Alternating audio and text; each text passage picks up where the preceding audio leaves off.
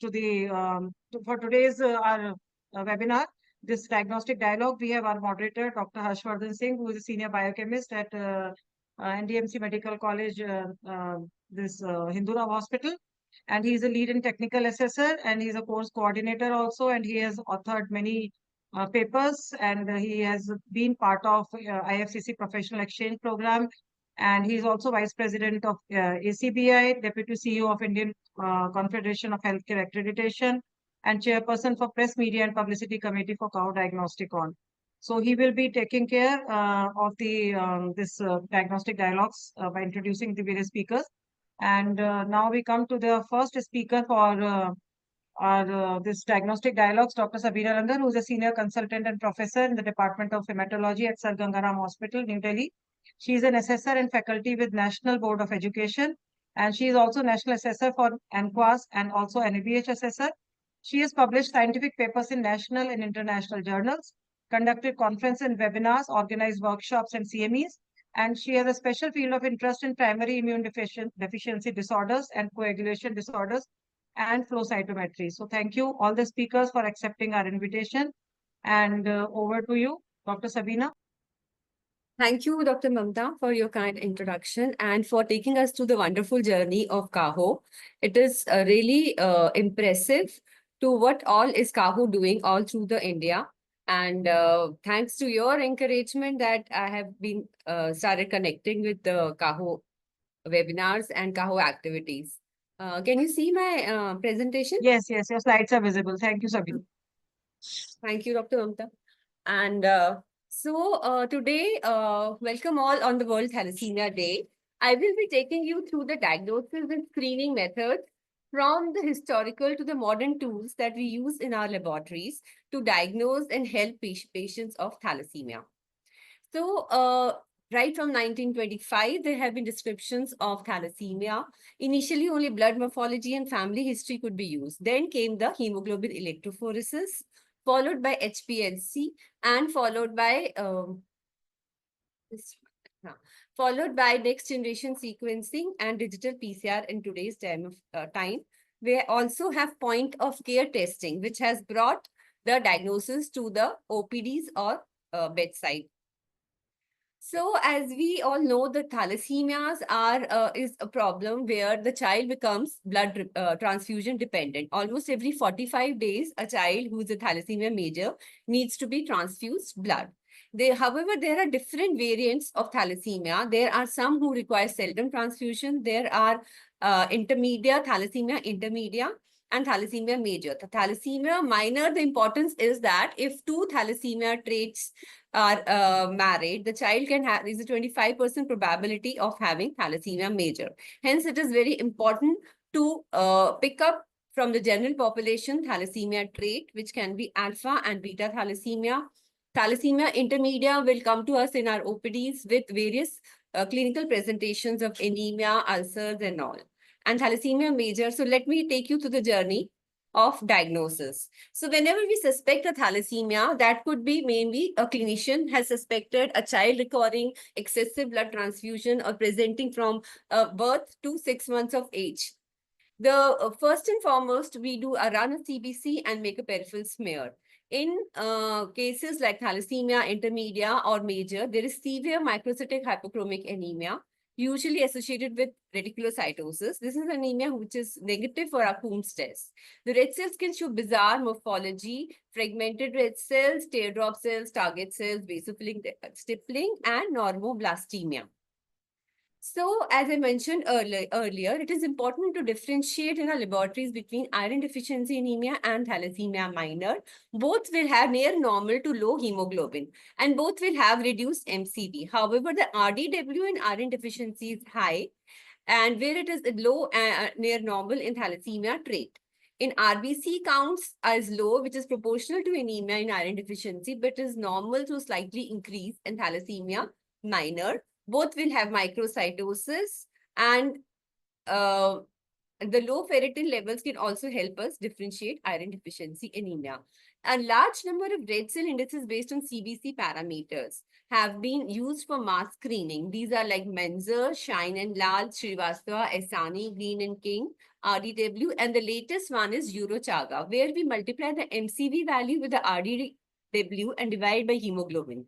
A value less than 6.4 suggests thalassemia trait, and greater than 6.4 suggests iron deficiency. These indices are screening tools and not diagnostic. They can be helpful when molecular tests of hemoglobin electrophoresis are not immediately available. An overview of lab diagnosis. Whenever we suspect thalassemia and we get a microcytic hypochromic picture, or on CBC, the MCH is less than 25 in a child and MCH is less than 27, and ferritin levels are normal. By HB electrophoresis, we get the values of A2 and F. A value more than 4% of A2 and or F more than 1% is a history of beta thalassemia trait or intermedia. At times, we have A2, which is normal or low. In that case, we suspect alpha thalassemia. And we can also have a hemoglobin other variants like hemoglobin E, which can present like thal trait. And alpha thalassemia is only finally detected by alpha gene deletions, which the molecular part will be taken by Dr. Manna in the end of these series. So at times when there is a high suspicion of thalassemia and the blood picture is still normocytic normochromic with borderline HbA2 and hemoglobin F, then we might need to directly go for DNA analysis for beta thalassemia. There are situations where there is phenotype and genotype disagreement. In those cases, targeted NGS can be helpful. So coming to the first and earliest of the hemoglobinopathy or thalassemia diagnosis. This was hemoglobin gel electrophoresis, and it was invented by Linus Pauling in 1949. Now we have other alternatives to this conventional hemoglobin electrophoresis, which is like isoelectric focusing, capillary zone electrophoresis, HPLC. But all of them have a same principle, that is hemoglobins with different charges, and depending upon the charge and amount of hemoglobin, they will migrate at different speeds on the gel once the electric current is passed through it. And depending upon the medium, whether it is alkaline or acidic, these can be studied. So first of all, we take a sample, an EDTA sample, and prepare a lysate. In lysate, we centrifuge using CCl4. Once the lysate is prepared, it is introduced either in the cellulose acetate or gel and then subjected to electric field.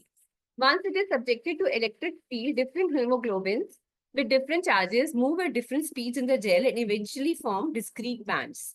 It is advisable and always done that to run a control sample to identify these bands. A control samples of hemoglobin F, A, S, and C is run along with the patient sample to aid in identifying the different bands. Relative amounts of each type of hemoglobin can be estimated by measuring the optical density of these bands. So here is an example of alkaline HB electrophoresis. As we can see from the cathode to anode, there is carbonic anhydrase comes, then A2 followed by along with E followed by O error, S and D come together.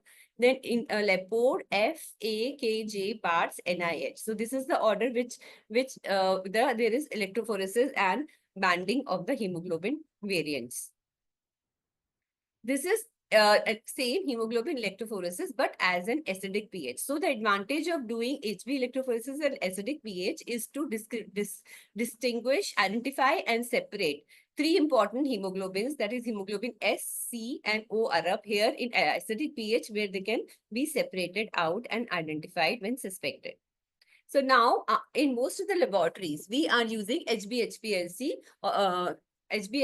which is high performance liquid chromatography, which works on cation exchange chromatography principle. Here we have a stationary phase, which is negatively charged, and the solute ions, which are our hemoglobin molecules in this case, are present in a mobile liquid phase. They get attracted and they are to the electrostatic force on the stationary phase.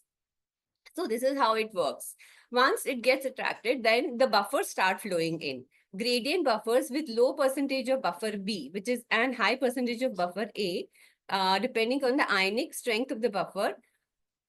At the low ionic strength, hemoglobin such as hemoglobin A1A, A1B, and F are displaced from the cartridge and pass on to the detector.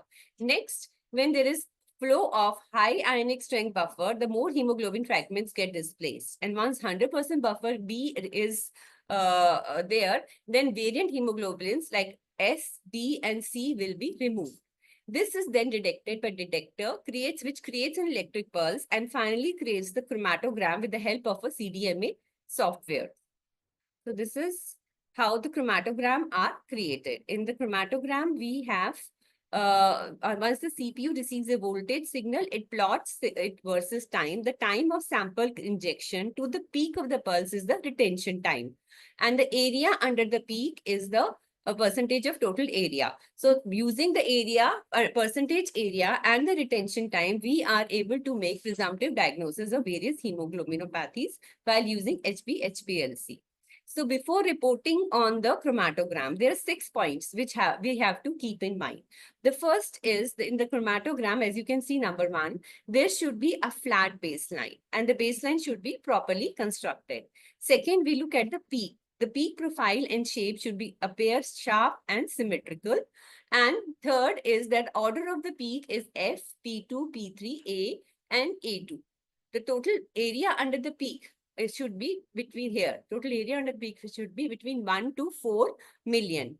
Then HbA2 and F in the factors should be between 0.7 to 1.3. HbA2 retention time should be between 3.65 plus minus 0.1. So taking in consideration all these quality parameters and checkpoints is most important before we start interpreting the chromatograms that we receive from our HPLs. Also with the help of software, which can divide these into analytical identification windows. So depending, as I had told you earlier, depending upon the retention time, in the retention time bandwidth between 0.98 to 1.22, it calls it as F. So the hemoglobin F comes between this retention time and this window is also known as F. Similarly, we have P2, P3, A, A2, D window, S window, and C window. So this is done by the software to help us further help in the diagnosis.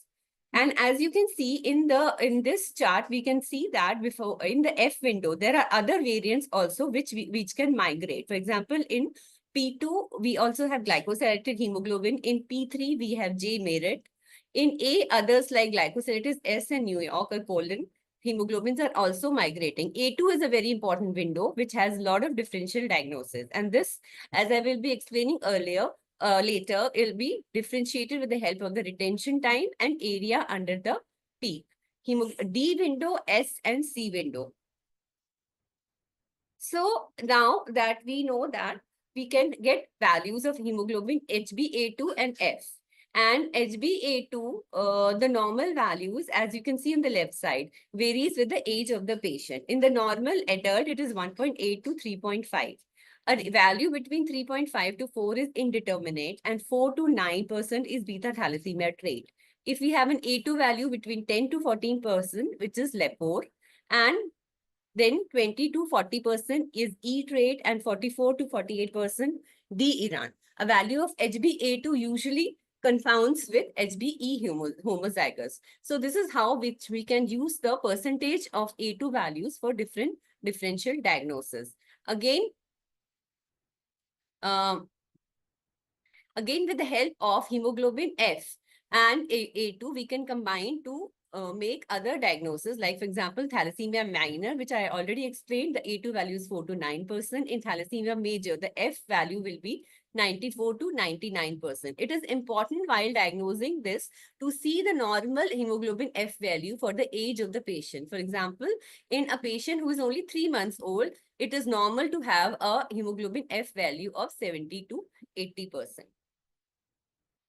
This is the peak table where I have already explained you how we can see the hemoglobin F. In P2 window, we get glycosylated hemoglobin. In P3, up to 6% is acceptable. But one very important hemoglobin that we find in P3 window is J-Merit. So many times the patients come to you where there is a peak or unknown peak in the P3 window, and an expecting mother may be anxious, or parents may be anxious, or the clinicians may be anxious to know the type and quality of this hemoglobin. So hemoglobin, which is an alpha gene variant. And A0 is our adult hemoglobin. A2 I have already explained. In the D window, for example, in D window, if the percentage of D is 22 to 40%. It is usually compatible with a heterozygous condition. Between 70 to 90% represents homozygous.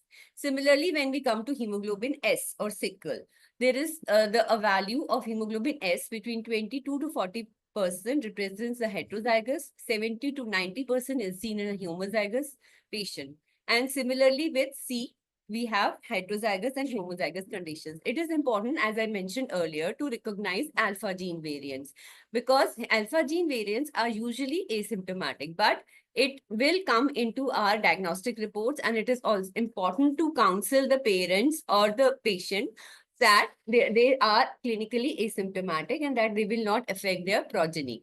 These are hemoglobin J merit, which comes in P3, and hemoglobin Q India, which is peculiar to India, and the peak comes at a retention time of 4.75, with area under peak usually 15 to 25%, and being single gene and alpha gene mutations, these are clinically silent. The caveats of doing diagnosis with help of HPLC is that if there has been a transfusion preceding 3 to 4 months, which can lead to increased hemoglobin A and relative decrease in the other hemoglobins, and transfusion hemoglobin. So it will affect the HPLC. However, it will not affect the genetic testing. Iron deficiency can reduce A2 and needs to be re-evaluated once the iron deficiency is corrected. In megaloblastic anemia, A2 is found to be higher. Delayed nuclear maturation and more cytoplasmic maturity and increased MCV leads to increased HbA2. So these are the caveats which have to be kept into mind. So as I mentioned, as I've described earlier, beta thalassemia mostly can be diagnosed. A2 is between 4 to 9% of A2 is thal trait, and between an increase in hemoglobin is thala intermediate, 90 to 95% hemoglobin F is thalassemia major. However, taking a diagnosis of alpha thalassemia is not easy using HPLC.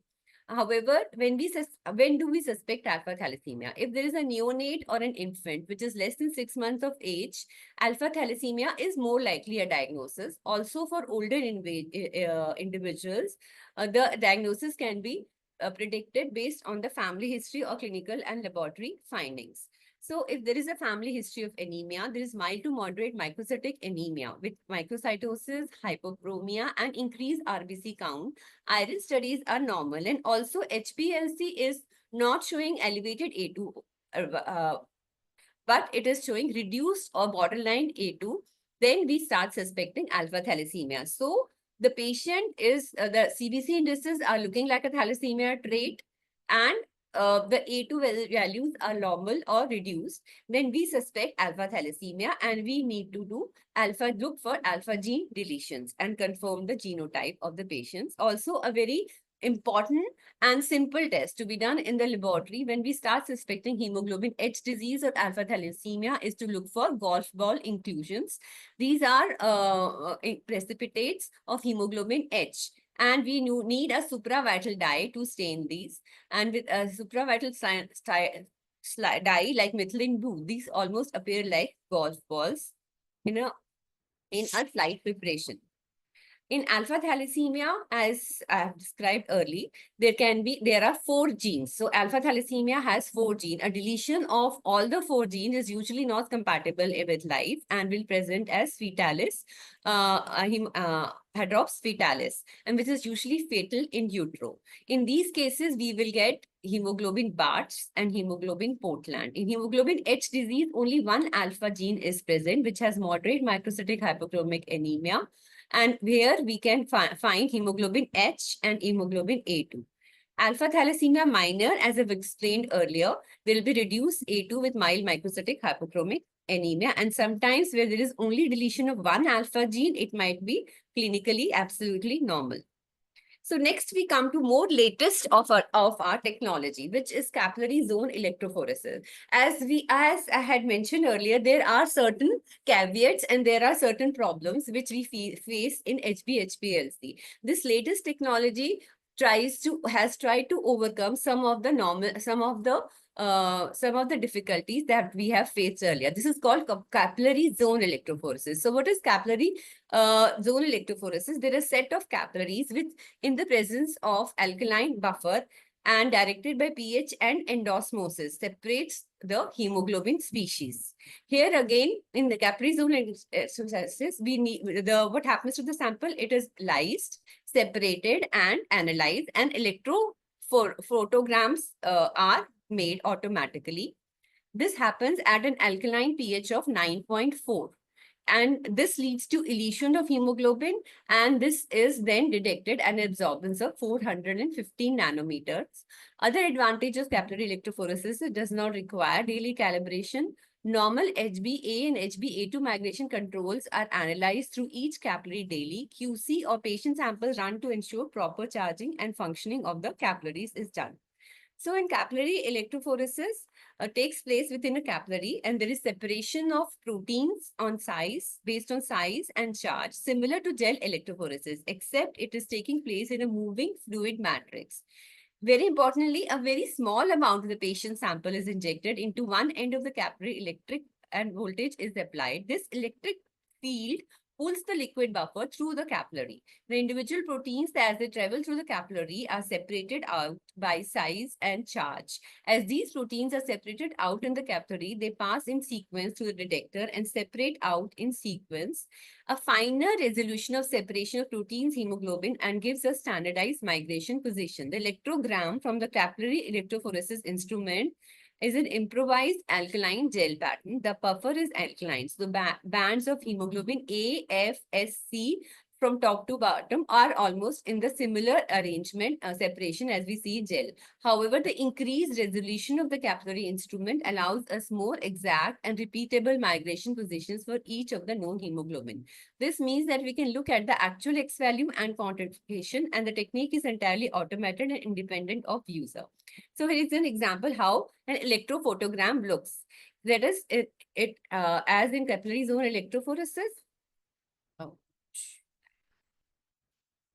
Now, here, so as mentioned earlier, there is more easy detection of hemoglobin H in capillary zone electrophoresis. Each of the bands has a finer resolution, so each of the different bands like A2, H, and A are well separated out. So it makes it easier in the cases of alpha thalassemia detection. And as we can see in this electrophotogram, we can also make out hemoglobin bars, hemoglobin H, and hemoglobin F and A2. All the variant hemoglobins are well separated out. In case of HPLC, as we are familiar, they run all in the zero zone, in the early zone, and they can be missed out. So it is much more higher resolution, which leads to easy detection of weak hemoglobin bars and H, and there is no risk of false result due to bilirubin. One of other caveats of HPLC is bilirubin will also give a peak, whereas in capillary zone electrophoresis, there is no risk of such false result. Again, here is an example of separation of hemoglobin E from A2. As I explained earlier, there are a number of hemoglobinopathies which migrate in the A2 window. And so it becomes difficult at times to differentiate. On the left, we can see the HPLC where E2 and E have migrated together. Whereas on the right, we can see the capillary zone electrophoresis where beautifully each of the band is separate. And so we can easily pick up hemoglobin sorry. There is no interference again from glycolated hemoglobin, glycated or carbamylated hemoglobin S on the HbA2 level.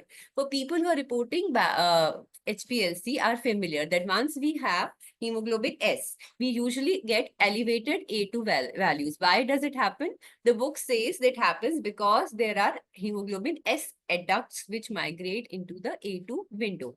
This problem or this interference is not there in the capillary zone electrophoresis. As we can see here, the A2 is beautifully separated out and it is not excessively increased. Here, the A2 value of this patient is 2.6.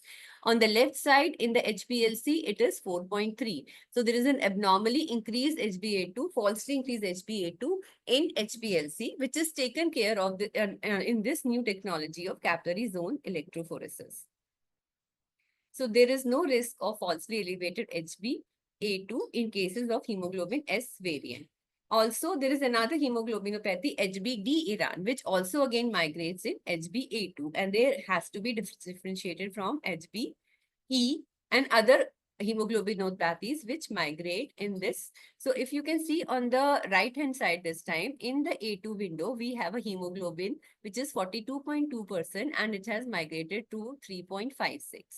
So depending on the retention time and the percentage under area, that is 4.2, more than 30%, and a retention time of less than 3.6, we can only assume that this is D-Iran.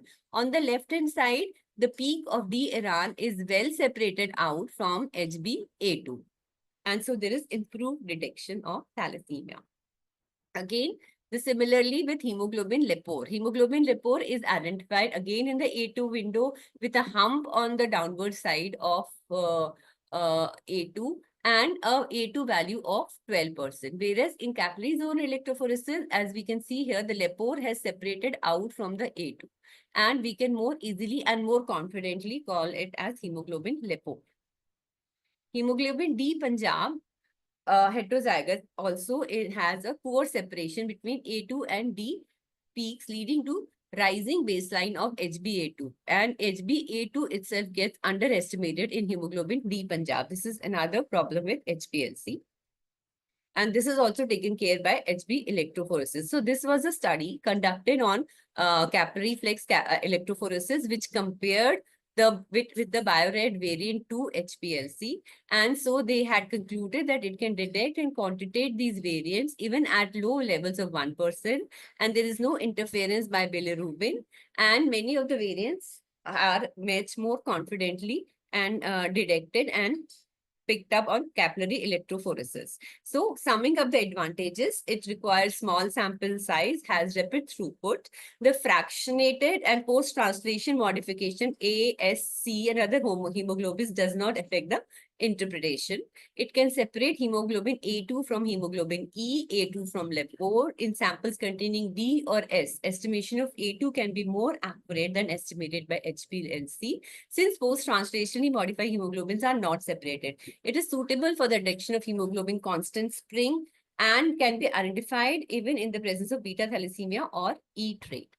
So after talking about the diagnosis, let me talk a bit about the screening, how the technology has improved in the screening for thalassemia trait. We are all familiar with this very famous test called NESTROP, which is naked eye single tube osmotic fragility test.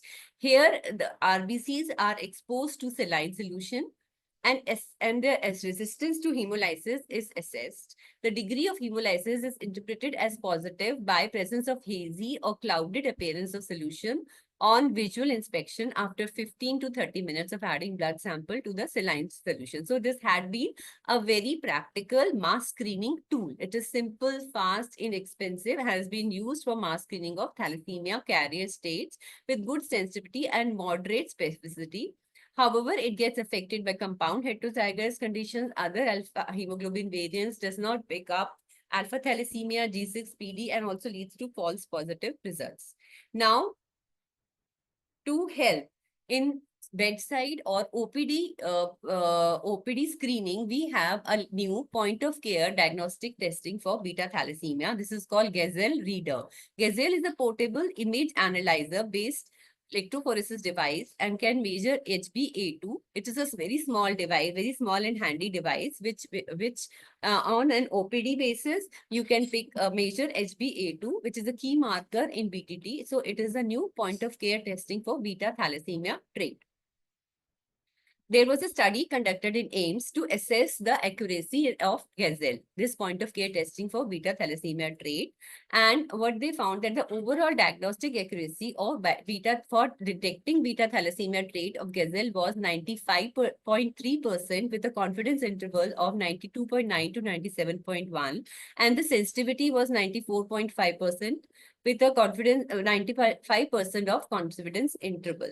Also, in the serum ferritin, patients with serum ferritin more than 15 nanogram, the accuracy was 94.7%. And in patients with serum ferritin less than 15 nanogram, the accuracy was 95.7%. Overall, this study's findings suggest that Gazelle is a good screening tool for BTT with high sensitivity, specificity, and accuracy. Final confirmation of the diagnosis is required to be done by diagnostic tests like HPLC or capillary zone electrophoresis. So now, as I talked about all the available tests, so when we have to order the test, so we have left with the question what test to order. So two sequential decisions need to be made, whether to use the genetics testing or protein-based testing. If the diagnosis is testing or both. If the diagnosis is not clear after protein analysis also, then genetic testing is needed. And again, the question is whether to evaluate alpha globin genes or beta globin genes or both. So the laboratory findings, the HPLC findings and protein electrophoresis, they all will help us in making this decision. Genetic testing is, however, required for precise diagnosis and is important in carrier detection, prenatal testing, and genetic counseling. If genetic testing is not available, hemoglobin can be analyzed by using a number of protein chemistry methods. The most commonly are HPLC and various hemoglobin electrophoresis. If an individual has been heavily transfused, genetic testing will be preferred, since protein-based methods will be affected by proteins from transfused RBC, whereas it will not alter the genetic testing. Thank you all for patient listening. Thank you very much, Dr. Sabina, for your lucid talk and enlightening us about the newer developments in the screening of thalassemia. And I will request you to stay because question answers and session will be at the end of the session.